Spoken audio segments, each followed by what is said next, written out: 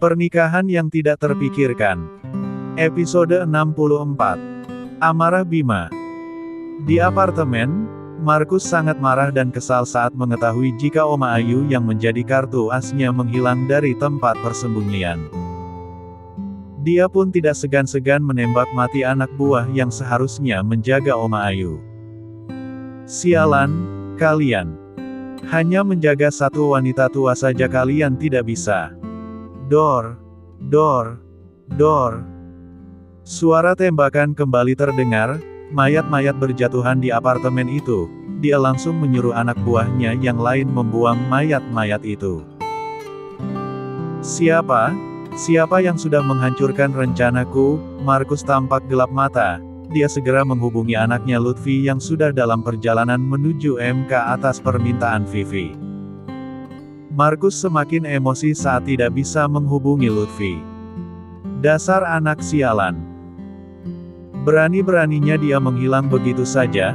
Lihat saja setelah semua ini selesai dan semua menjadi milikku akan kuhabis anak kurang ajar itu. Markus semakin marah berusaha berkali-kali menghubungi Lutfi. Bos, sudah waktunya pertemuan. Anak buah Markus menghampirinya. Dia terlihat semakin kesal karena keadaannya yang begitu terjepit. Rido. Dia satu-satunya langkah terakhirku. Mereka juga pastinya belum mengetahui jika wanita tua itu tidak di tanganku. Setelah pertemuan ini akan kuhabisi saja mereka berdua dan keluarga Arsenal. Terkecuali Siska yang akan kujadikan mainanku. Markus kembali percaya diri. Dia lalu memerintahkan anak buahnya untuk mencari keberadaan Oma Ayu. Dia juga akan mencari cara untuk membuat Bima lebih dulu menyerahkan apa yang diinginkan olehnya. Mereka segera berangkat menuju tempat pertemuan. Di saat dalam perjalanan ke tempat pertemuan, Rido menelepon Markus yang tersenyum jahat menatap layar ponselnya. Halo Rido, sapa Markus. Saya bersedia membantu Anda untuk mendapatkan hak yang seharusnya milik Anda. Dedi sangat senang mendengarnya Rido. Setelah kita mendapatkan hak kita tentunya kamu akan menduduki kursi CEO di Arebeon Corp. Jangan lupa perjanjian Anda untuk melepaskan Oma. Sekarang Anda ada di mana?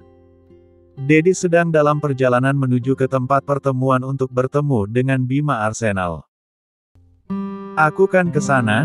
Bima akan mendengar perkataanku dan itu akan mempermudah kita mendapatkan Arebeon. Baiklah, aku akan mengirim alamatnya padamu. Markus segera mengirim alamat tempat pertemuan mereka. Rido segera meminta supirnya untuk mengantarkan dirinya menuju ke alamat yang baru saja diterima. Wajahnya terlihat dingin menatap pemandangan di luar jendelanya. Bima dan Herdi sudah berada di sebuah ruangan yang cukup luas, tepatnya di sebuah gudang tidak terpakai di pinggir kota J. Vanrius, Yuda dan para polisi sudah bersiap-siap di suatu tempat menunggu kesempatan bagus. Yuda sudah memanipulasi file yang akan ditandatangani oleh Markus. Bima menggunakan spilistener menunggu kabar dari bodyguard yang akan menjemput Oma Ayu. Dia meminta pada bodyguardnya dan anak buah Vanrius untuk tetap mengawasi setiap anggota keluarganya dan melindungi mereka. Mobil Markus memasuki halaman gudang itu diikuti dengan dua mobil anak buahnya. Tidak berapa lama mobil Rido datang. Dia turun dan menghampiri Markus yang sengaja menunggunya. Mereka bersama-sama memasuki gudang di mana Bima dan Herdi sudah menunggu Markus. Dua orang tangan kanan Markus senantiasa mengikuti dan berdiri di posisi mereka masing-masing. Sedangkan anak buah Markus yang lain berjaga di luar gudang. Kak Rido, Bima terlihat terkejut saat melihat kedatangan Rido bersama Markus. Vanrius dan Yuda saling berpandangan dengan kening mengkerut. Kak Rido, gumam Vanrius dalam hati. Apa kau tidak akan menyapa pamanmu? Markus tersenyum smirk menatap Bima. Sialan, kau tidak pantas menjadi pamanku. Amarah Bima tidak terbendung melihat Markus yang menatapnya dengan angkuh. Bima, bagaimanapun Markus, dia tetap paman kita, adik dari dadimu Sutomo. Seharusnya kamu menghormatinya, bentak Rido pada Bima. Tangan Bima terkepal erat melihat Rido yang membela Markus. Herdi ikut menenangkan Bima. Kami sudah membawa apa yang Anda inginkan, hanya dengan tanda tangan Anda juga sidik jari dari dahara Anda maka Arebeon dan seluruh kekayaan keluarga Arsenal menjadi milik Anda, jelas Herdi. Kening Markus berkerut saat Herdi meminta sidik jari dari darahnya. Kenapa harus menggunakan sidik jari dari darahku? Apa kau mencoba bermain-main denganku?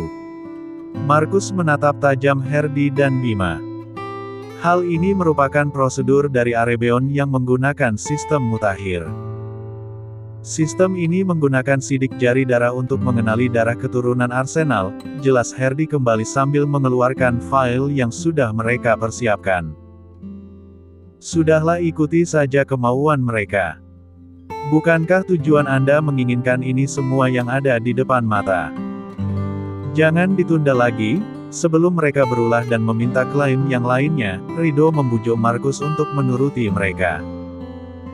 Mendengar apa yang dikatakan Rido, akhirnya Markus menuruti kemauan Bima dan Herdi.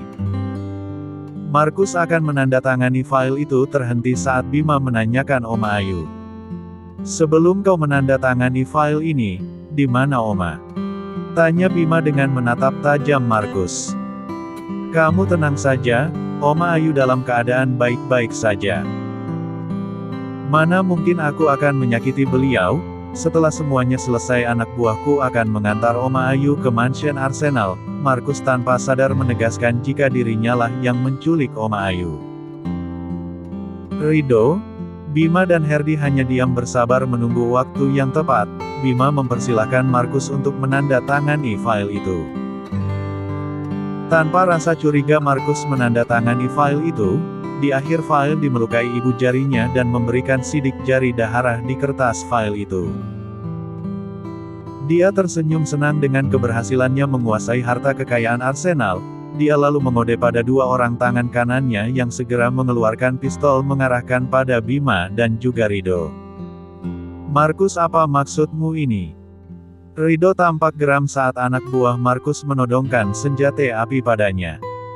Haha, dasar anak sialan, apa kau pikir aku akan menerimamu? Haha, jangan menjadi naif begitu Rido.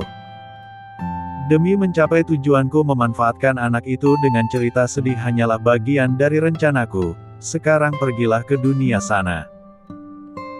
Aku sudah mendapatkan apa yang aku mau. Ini saatnya aku menyingkirkan semua keturunan Sutomo dan menjadikan ibu kalian mainan yang akan menghangatkan ranjangku. Tenang saja, aku akan mengirim istri kalian untuk menemani. Markus tertawa dengan angkuhnya. Bima dan Rido tampak emosi juga marah mendengar perkataan Markus yang begitu merendahkan Siska dan juga istri mereka. Di saat bersamaan bodyguard yang menjemput Oma Ayu memberi kabar pada Bima.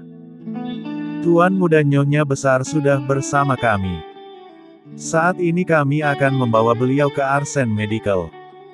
Lapor bodyguard Bima yang membawa Oma Ayu. Vanrius dan anak buahnya juga berhasil menangkap anak buah Markus yang bermaksud ingin mencelakai keluarga Arsenal yang lain. Bima, Kak Rido, semuanya sudah beres. Saatnya beraksi. Vanrius memberi kode melalui spilistener di telinga Bima dan juga Rido. Markus akan keluar dari gudang itu dengan file yang baru saja ditanda tanganinya. Kedua tangan kanan Markus masih menodongkan senjata api pada Bima juga Rido yang menghampiri adiknya dengan senyum penuh arti pada Bima. Tuan Markus, panggil Bima pada Markus akan melangkah pergi. Dia membalikkan dirinya dan terkejut saat Rido dengan santai merangkul adiknya juga melihat kedua tangan kanannya sudah tergeletak tidak sadarkan diri dengan wajah lebam. Wah Bima, kamu sudah membuat paman kita marah. Rido tersenyum remeh pada Markus menatap heran pada Rido. Kalian. Suara Markus tercekat saat melihat pemandangan di depannya. Ada apa paman? Apa paman berpikir dengan trik murahan dapat menghancurkan persaudaraan kami selama ini? Jangan naif paman, Bima tersenyum smirk menatap Markus. Jadi, kalian. Benar Tuan Markus, sebelum Anda datang padaku. Bima sudah menceritakan niat Anda mendekatiku, apa Anda pikir aku tidak tahu jika Anda memanfaatkanku? Semua kebohongan Anda sudah aku ketahui sebelumnya, aku pun ikut bekerja sama dengan adikku untuk menjebakmu. Kurang ajar, Markus mengeluarkan senjata yang disimpannya di balik jas. Van, sekarang, Bima mengode Vanrius yang sudah bersama polisi di luar gudang. Dengan cepat polisi masuk dan menodongkan senjata pada Markus. Buang senjata, perintah polisi pada Markus yang masih memegang senjata miliknya.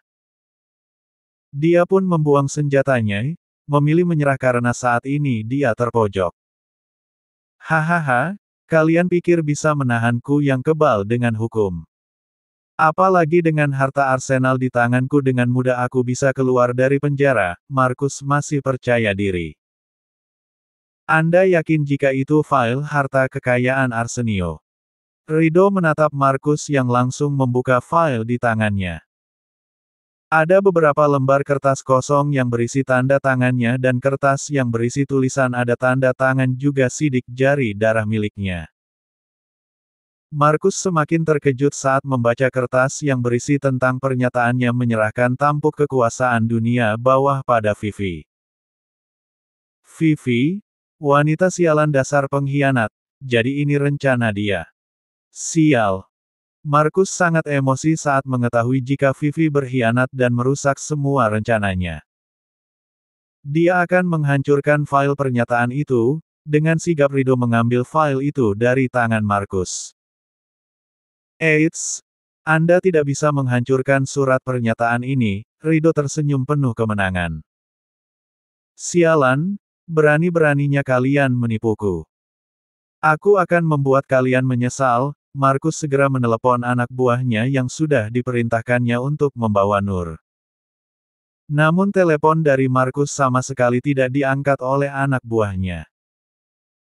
Dia semakin geram dan membanting ponsel miliknya. Semua rencananya gagal. Polisi mengeluarkan borgol dan memborgol tangan Markus yang terlihat semakin emosi. Ini tidak akan berakhir, saat aku bebas nanti kalian semua akan kubuat menderita terutama kau Bima. Markus terlihat begitu marah, Vanrius pun menimpali perkataan Markus. Entar aja lu balas dendam, sekarang lebih baik lu pergi dulu sama bapak polisi ini untuk mempertanggungjawabkan semua dosa-dosa lu, Vanrius ikut menimpali perkataan Markus. Polisi langsung menggeret Markus untuk dibawa ke kantor polisi, dia lalu dipaksa naik ke dalam mobil polisi. Tanpa sengaja dia melihat supirnya yang bersembunyi agar tidak ditangkap polisi. Markus merasa sangat emosi dan marah dia pun dengan nekat mendorong polisi hingga mendapat celah untuk melarikan diri menuju mobilnya. Dor, dor, dor. Terdengar suara tembakan berkali-kali ke arah Markus yang mencoba lari dari polisi. Bima, Rido, Vanrius dan Herdi berlari ke arah luar gudang dan melihat mobil polisi yang mengejar mobil Markus. Brak. Sialan, dia berhasil melarikan diri. Rido emosi menggebrak kap mobil miliknya. Tenang aja Kak Rido, dia bakalan gak akan bisa kabur. Vanrius lalu memanggil Yuda untuk segera mengakses GPS yang diam-diam mereka pasang di mobil Markus. Bagus, Bima memuji kerja Vanrius. Yuda duduk di dalam mobil Vanrius dengan lihat jari jemarinya mengetik tombol keyboard laptop mencari keberadaan Markus. Bang, sepertinya dia menuju ke perusahaan milik dia, lapor Yuda yang masih fokus pada laptopnya. Herdi, beritahu polisi keberadaan Markus. Baik Tuan Muda, Herdi segera menelepon polisi memberitahu keberadaan Markus. Mobil itu bergerak dengan cepat melintasi jalanan beraspal meninggalkan jauh mobil polisi yang masih senantiasa mengejarnya. Markus memegangi punggung bawah sebelah kanannya, rupanya timah panas milik polisi berhasil bersarang di tubuhnya. Dia sedikit kepayahan menutupi sementara lukanya. Serahkan kotak obat cepat, perintah Markus pada supir mobilnya mengubah metode mobilnya mengendarai sendiri. Supir Markus dengan sebelah tangan mengambil kotak P3K di dalam laci dashboard mobil. "Li ini tuan," supir itu tampak ketakutan melihat wajah Markus yang penuh amarah. Markus mengambil kotak obat itu dengan kedua tangannya secara keras. Tuan, apa tidak sebaiknya kita ke rumah sakit saja?" tanya supir yang mengambil alih mobil pintar itu. "Kita ke perusahaan sekarang, luka seperti ini tidak berarti bagiku." Markus mengikat lukanya dengan pembalut luka dan menutupi pendarahannya secara sembarangan. Mobil Markus sampai di pelataran perusahaannya, dengan cepat dia melangkahkan kakinya menuju lift ke lantai CEO. Beberapa satpam akan menghentikannya, namun mereka tidak berani saat Markus mengancam mereka dengan senjata cadangannya di dalam mobilnya. Kedua tangan Markus terikat membuatnya memegang senjata dengan kedua tangannya.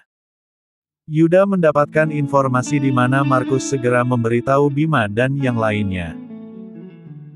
"Bang, gua udah dapat info di mana dia sekarang." Yuda memberikan alamat pada Bima. "Herdi, serahkan alamat ini pada kepolisian, dia sudah tidak akan bisa melarikan diri lagi." Bima menatap Rido yang berdiri di sampingnya. Mereka saling melemparkan senyum dan berpelukan sebentar. "Berkat rencanamu, kita berhasil menangkap orang yang ingin menghancurkan keluarga kita." Rido merangkul pundak adiknya. "Semua berkatmu Kak." Bima tersenyum melihat kakaknya. Wajah Rido tiba-tiba berubah sendu teringat dengan kejadian saat Sarpan bersama keluarga mereka. Bima mengerti dengan kegalauan kakaknya. "Tenang saja Kak, Dedi dan Momi pasti akan mengerti dengan niat kita. Aku akan membantumu memberitahu pada Momi dan Dedi kebenarannya." "Thanks Bima, kamu masih mau menganggapku saudara padahal kamu sendiri tahu jika aku..." "Sudahlah Kak, walau bagaimanapun lu putra tertua di Arsenal dan selamanya lu kakak gue." Bima menghibur Rido mereka berpelukan. Wajah Markus meringis menahan luka tembak di punggung bagian bawahnya. Dia berjalan menuju ruangan Vivi yang kebetulan saat itu dia sedang membahas proyek baru dengan klien barunya.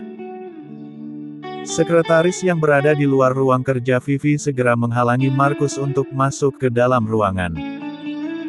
"Maaf Tuan, Anda tidak bisa masuk," cegah sekretaris itu. "Minggir." Markus menodongkan pistolnya pada sekretaris itu hingga ketakutan. Brak. Markus terlihat sangat marah langsung mendobrak pintu ruang kerja. Vivi terlihat duduk dengan angkuh menatap kedatangan Markus sedangkan klien itu tampak terkejut dengan kedatangan tamu yang tidak terduga. "Wanita sialan," Markus mengarahkan senjatanya pada Vivi yang tersenyum smirk padanya. Dengan cepat sebuah pukulan telak melayang mengenai tangan Markus hingga senjata yang dipegangnya terjatuh. Sebuah tendangan dilayangkan pada area kaki hingga Markus hingga ia jatuh tersimpuh di lantai. "Kalian..." Markus menatap anak buah yang juga mengkhianatinya. Markus, betapa menyedihkan kamu saat ini." Vivi memandang rendah Markus yang sudah dilumpuhkan. "Dasar wanita sialan, seharusnya aku menghabisimu dari dulu. Berani-beraninya kau menghancurkan semua rencanaku, mengambil alih semua perusahaan dan juga dunia bawah yang sudah susah payah ku dapatkan." Markus dipegangi oleh anak buahnya. Vivi tersenyum meremehkan Markus, dia lalu melihat ke arah klien yang menatapnya kebingungan. "Tuan, aku akan menghubungi Anda secepatnya." Vivi mengode sekretarisnya untuk mengantar klien mereka keluar dari ruangannya. "Mari Tuan." Sekretaris itu mengantar klien Vivi keluar dari ruangannya. "Lepaskan aku," perintah Markus pada mantan anak buahnya dulu. Namun mereka malah mempererat pegangan mereka. "Dasar pria bego. Kamu sendiri yang mengantar nyawamu ke sini." Mempermudah pekerjaan kami yang ingin menghabisimu secepatnya, seperti putra sialanmu yang percaya dengan ucapanku dan mengantarkan nyawanya sendiri ke sana. Kamu tahu saat ini pastinya putra sialanmu itu sudah. Vivi tersenyum smirk menarik garis melintang dengan jari tangan di leher jenjangnya mengisyaratkan kematiannya. Wajah Markus berubah pucat dan ketakutan menatap Vivi. Jadi. Markus tampak ketakutan. Iya Markusku sayang, mereka semua sudah tahu jika ketua terdahulu mereka yang sangat dihormati telah kamu dan putramu bunuh. Sekarang mungkin saja mereka semua sudah melampiaskan semua kemarahan mereka pada putra sialanmu itu, jelas Vivi membuat wajah Markus semakin memucat. Markus sudah tidak mampu lagi berbicara saat salah satu anak buah Vivi menyuntikkan obat bius. Di antara sadar dan tidak sadar Vivi berbisik ke telinga Markus. Rasanya pembalasanku, putri dari ketua dunia bawah yang kau habisi dan menjadikanku pelajur di Black House, Vivi melangkah menuju meja kerjanya saat melihat Markus yang sudah tidak sadarkan diri. Selanjutnya bagaimana bos? Tanya salah satu dari mereka.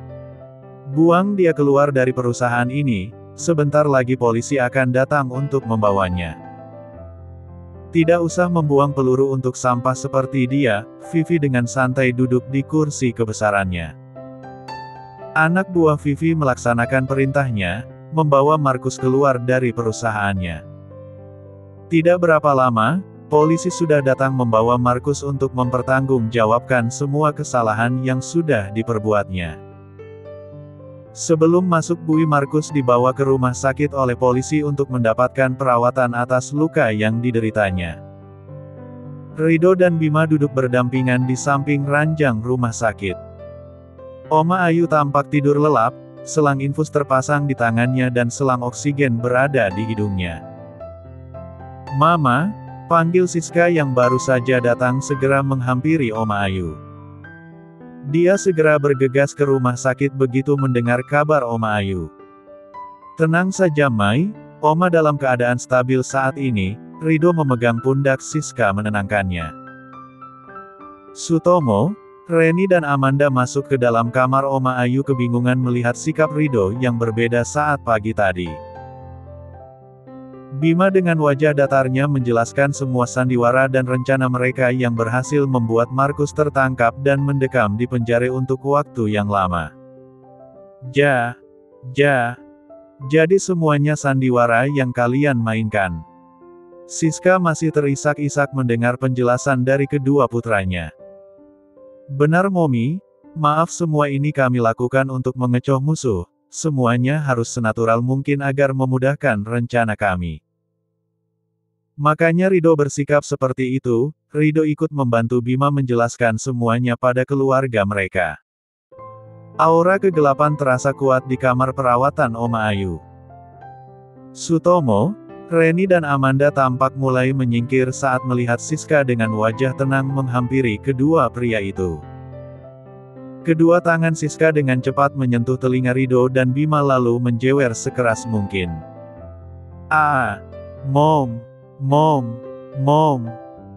Ampun, pekik Rido dan Bima. Mereka berdua mendapat hadiah jeweran dari Siska yang marah karena sudah ditipu oleh kedua putranya.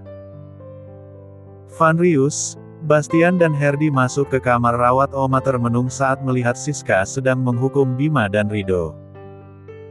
Mereka bertiga tampak siaga satu saat melihat Bima dan Rido yang sudah sangat kesakitan. Tidak ingin mereka saja yang dihukum, Bima pun mengode pada kakaknya untuk membuat ketiga pria yang baru datang merasakan apa yang mereka rasakan. Mom, ini semua bukan semata kesalahan kami saja. Mereka yang merencanakan hal ini Mom, Rido menunjuk ke arah Herdi, Vanrius dan Bastian. Gawat Bastian, lebih baik kita angkat kaki segera, Vanrius akan membalikkan tubuhnya hendak keluar dari kamar Oma.